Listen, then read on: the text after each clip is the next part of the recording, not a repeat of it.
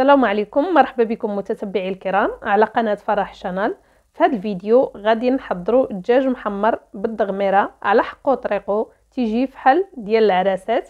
نمروا نتعرفوا على جميع الاسرار والتفاصيل باش تنجح معنا هذه الوصفه. نشوفوا المكونات عندي هنايا 3 دجاجات اللي غسلتهم مزيان بالملح، سكينجبير والحامض. ضروري من الغسيل مزيان. كنا كنعرفوا نغسلوا الدجاج من بعد ما غسلتوه خليتوه تسقطر ليله كامله. لما عندكمش الوقت خليوه حتى ينشف مزيان، ما توصلوش وديروا له العطريه وهو مازال فازق، ما غاديش يشرب لينا العطريه.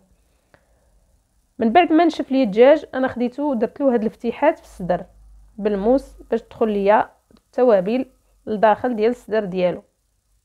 كيف ما تقدروا تاخذوا شي قطيب ودقوه في الصدر ديالو تقيبات صغار باش كتدخلنا العطريه. انا اكتفيت غير بهاد الفتحه بركه.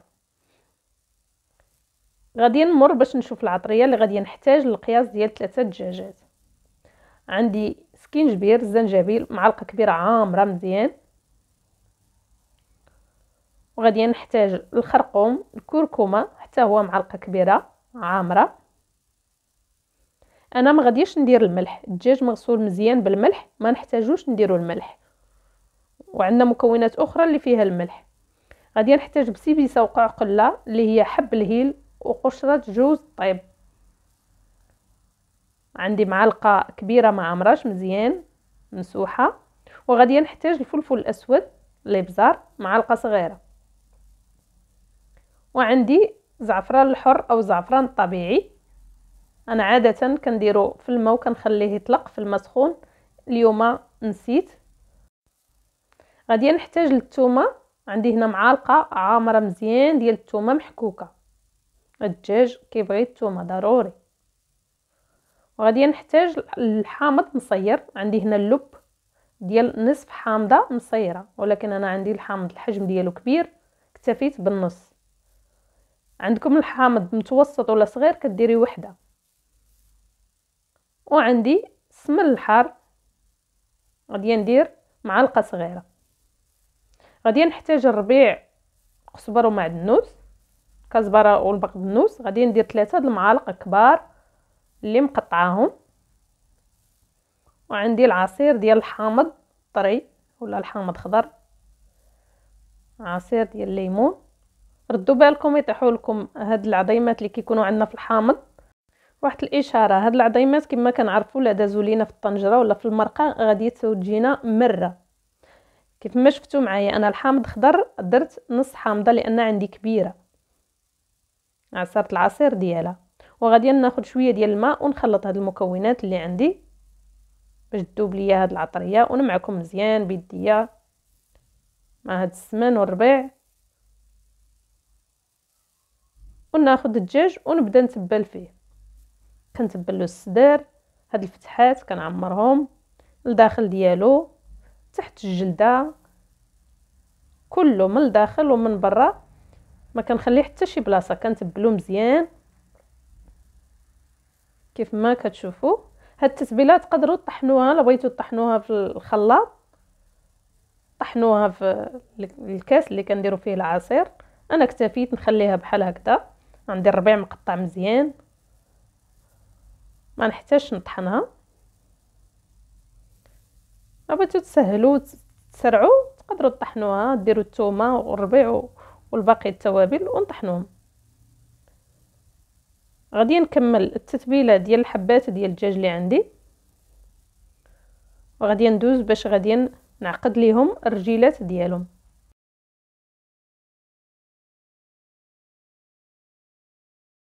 تناخذ الخيط، هذا الخيط ديال الطبخ راه معروف كيتباعوا عند الناس اللي كيبيعوا لوازم الحلويات. لما توفرش عندك تقدري تستعملي خيط عادي اللي كنخيطوا به، يكون ابيض، وتثنيه على 2 أو 3 وتعقدي به. لكن انت اول مره غادي تحضري الدجاج، ليك هاد النصيحه، تقدري تاخدي الخيط وتدوريها على الدجاجه بحال هكذا. هاد الخيط كيشدو وتيحكموا وما كيخليش الدجاج يتهرس في الطنجره ولا يتفرقع في الطنجره. بحال هكذا حكميه مزيان. اما بالنسبه للناس اللي يسبق لهم حضروه قادرين على شغلهم، هذا هو الشكل ديالهم من بعد ما كنزيروهم. وغادي نكمل بنفس الطريقه.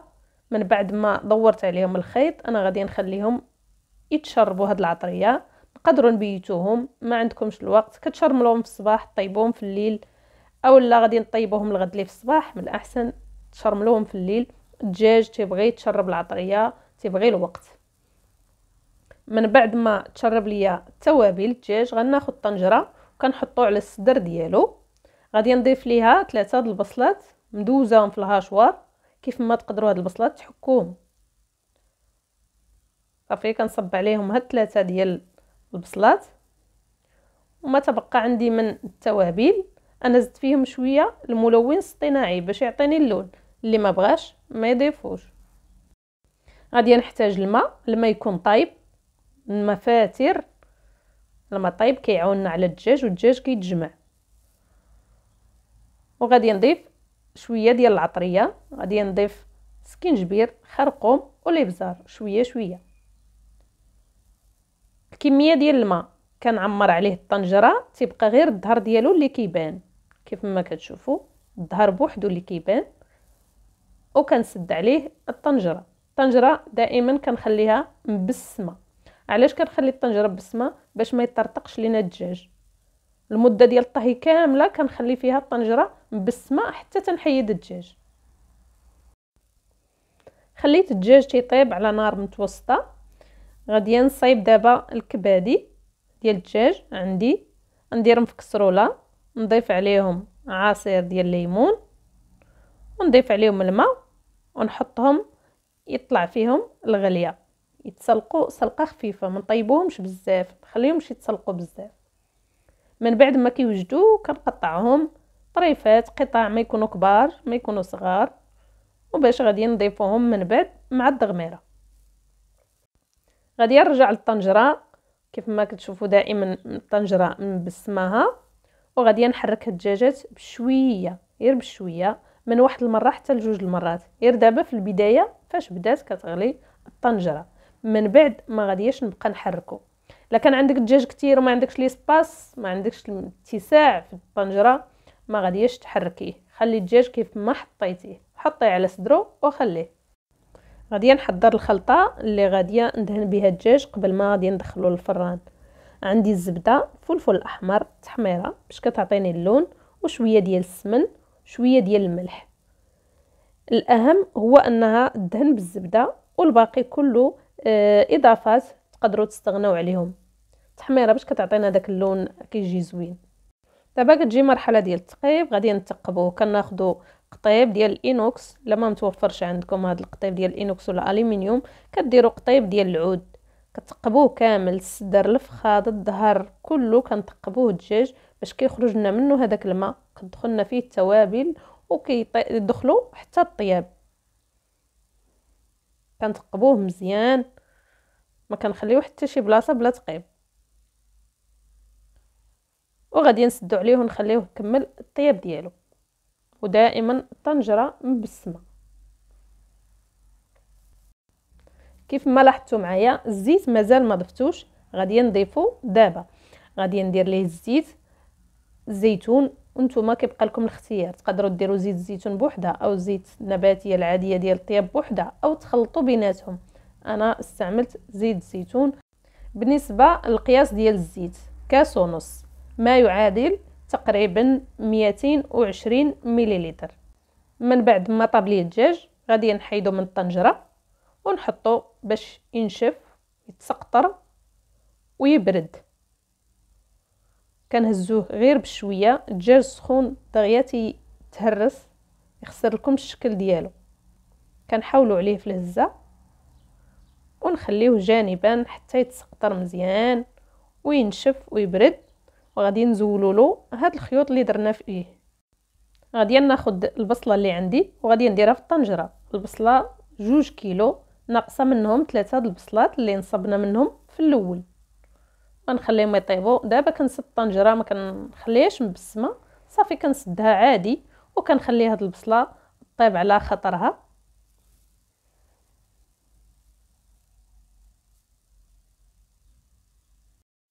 من بعد ما برد ليا الدجاج وتسقطر غادي ندهنوه. كنهزوه غير بشويه، وهاد الطريقه باش نهزوه باش نغلبوا عليه. كيف ما كتشوفوا انا زولت ليه داك الخيط اللي دورنا عليه في الاول، خليت له غير الجيلات اللي خليتهم مقبوطين، وغادي ندهنو بالخلطه اللي صايبنا من قبل.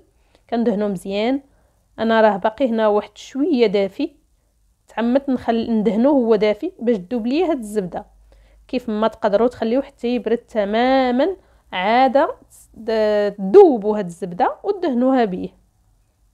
من الاحسن قد ما برد الدجاج قد ما كتحكمي فيه وما كيتهرش ليك. لا هزيتي الدجاج سخون وهذا كيتهرس. صافي كنستمر كندهنو مزيان من الجنيبات كاملين، وكنتهلا فيه بالدهين باش يجيني محمر. قد ما دهنتوه قد ما يجيكم زوين ومحمر. وغادي ندخلو الفران اللي كيكون مشعول على 190 حتى 200 درجه من الفوق، وكنبقى نقلبو حتى يتحمر على الجهات كاملين. كيف ما تقدروا ديروا له الفرفاره وكيتحمر من الجويه كاملين بالفرفاره. التغميره ملي وصلت ليا لهاد القوام غادي نضيف ليها الكبادي اللي حضرنا من قبل.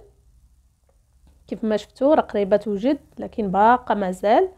دابا ضفت ليها هاد الكبادي باش يكملوا الطياب ديالهم، وغادي نستمر مره نحركها. دابا غادي نبقى حداها، ما غاديش نبعد عليها باش ما تحرقش لينا حتى تتوقف الزويته ديالها. كيف ما كتشوفوا صلاه النبي هي هذيك واجده. غادي نطفي عليها.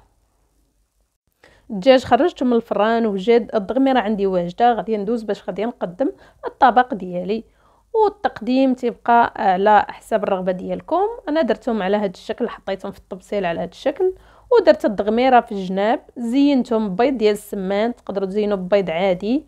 ودرت شويه ديال اللوز اللي محمر في الفران، وعندي هاد القشره ديال الحامض مصير حتى هي زينت بها. وكنقدموه بالصحه والراحه، تيجي هائل بمعنى الكلمه. مذاق العراسات شي حاجه الطوب. نتمنى فيديو اليوم يكون عجبكم واستفدتوا. شكرا على المتابعه وشكرا على الدعم ديالكم. الى وصفه قادمه، بسلام عليكم.